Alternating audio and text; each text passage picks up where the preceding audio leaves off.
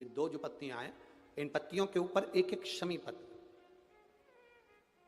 और लाल चंदन ये रखकर कितना भी रोगीला व्यक्ति हो, रोग से ग्रसित व्यक्ति हो, जिंदगी में कितना ही दुख पड़ रहा हो, बेलपत्र की ये दोनों पत्ती जिसके ऊपर शमी पत्र रखकर लाल चंदन रखकर श्री हनुमान जी महाराज और हनुमान जी महाराज के तीसरे नंबर के भाई श्री गतिमान जी नीचे के क्रम में आते हैं, श्री गतिमान जी। उन गतिमान जी और हनुमान जी का नाम लेकर जो शिवलिंग के ऊपर समर्पित कर देता है, रोग का निवारण होता ही है। कोई सर्विस के लिए, नौकरी के लिए जा रहे हो और वो कार्य नहीं हो रहा हो, तो एक धतूरा, केवल एक धतूरा, उस धतूरे को फोड़कर उसके अंदर का फल निकालना, उस फल को शिवलिंग पर चढ़ाकर एक लोटा जल शंकर भगवान को समर्पित करना।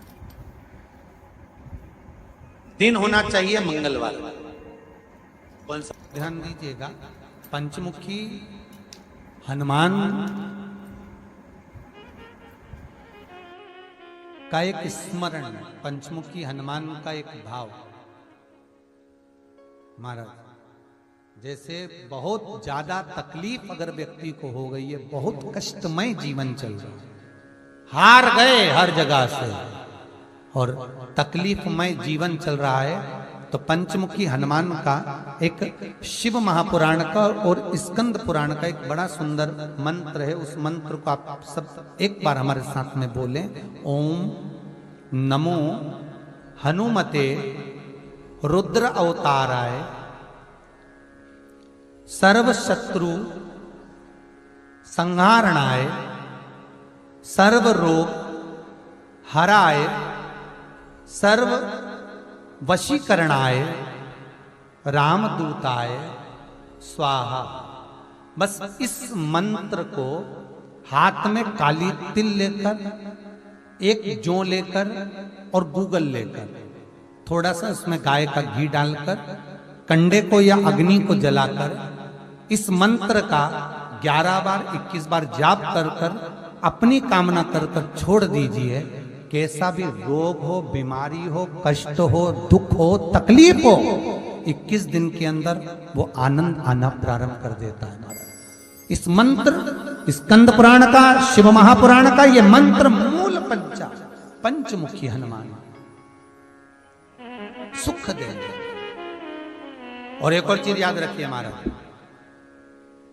यदि कोई काम के लिए जा रहे हो, कोई व्यापार के लिए जा रहे हो या नौकरी करने के लिए जा रहे हो और लगी नहीं रही, बहुत तकलीफ पा रहे हो, सर्विस ही नहीं लग रही, बहुत कष्टमय हो गया, तो निवेदन करूंगा 5 पीपल के पत्ते पर बेसन के 5 लड्डू घर में बने हुए, गाय के घी के 5 लड्डू रख लो, उस लड्डू के बीचों बीच एक आटे का दिया और उसमें तिल्ली का तेल डालकर इसी मंत्र का प्रयोग कर कर पंचमुखी हनुमान का किसी भी हनुमान के मंदिर में जाकर, दक्षिण मुखी हनुमान के मंदिर में जाकर उसको रख कर आ जाइए। इसके बाद आप उस काम के लिए जाइए, आपका काम सफल हो जाएगा। आपको किसी को नहीं कहना पड़ेगा कि हाथ जोड़ना नहीं पड़ेंगे, किसी के पांव नहीं पड़ना पड़ेंगे, तुरंत काम होगा।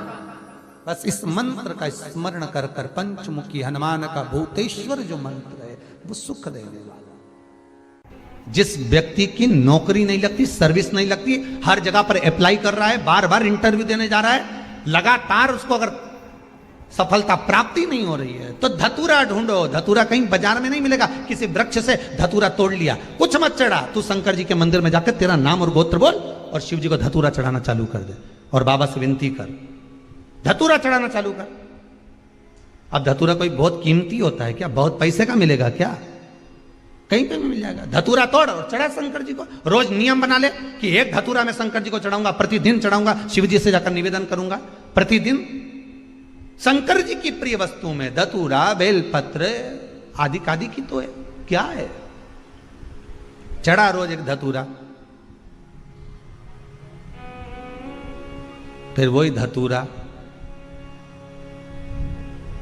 जिसके यहां तू इंटरव्यू देने जा रहा है उसी के सिर पे चढ़ गया, जो तूने शिव जी के चढ़ाया वही धतूरा वहां चढ़ा है, तो क्यों चिंता करता है? एक बात बहुत ध्यान से सुनिएगा, विवाह, शादी, संतान प्राप्ति, विवाह के बाद में विवाद या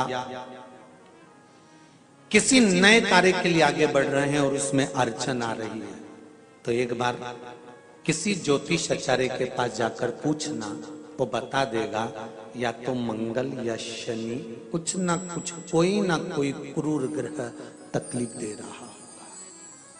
ज्योतिष आचार्य के पास जाएंगे, वो कहेगा।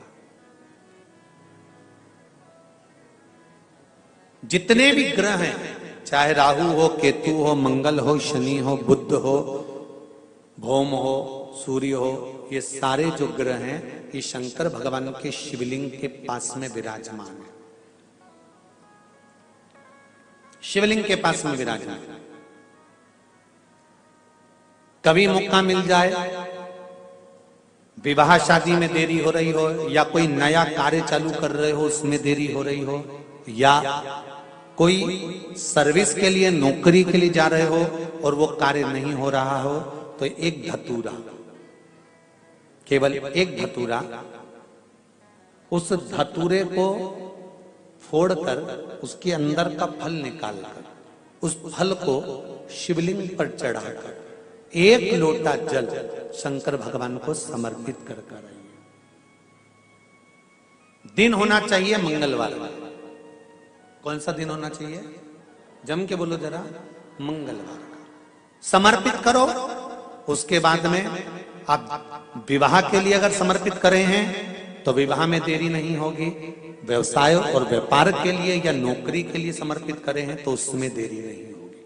एक पत्र में आया है, सुन लीजिए, बड़ा सुंदर से कर रहे हैं कोई उपाय। आप भगवान शंकर की आराधना अगर दिल से कर रहे हैं, भगवान शिव की आराधना आप हृदय से कर रहे हैं, तो ये निश्चित है कि शिव दिल से सुनेगा जरूर।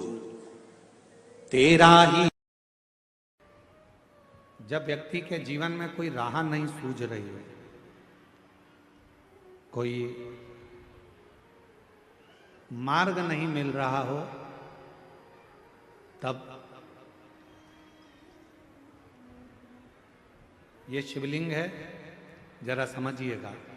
एलईडी पर आपको दिखाया जा रहा है। मान लो ये शिवलिंग है, ये जलाधारी है। ये जल यहां चढ़ाते हो तो वो पानी बहकर इधर आता है,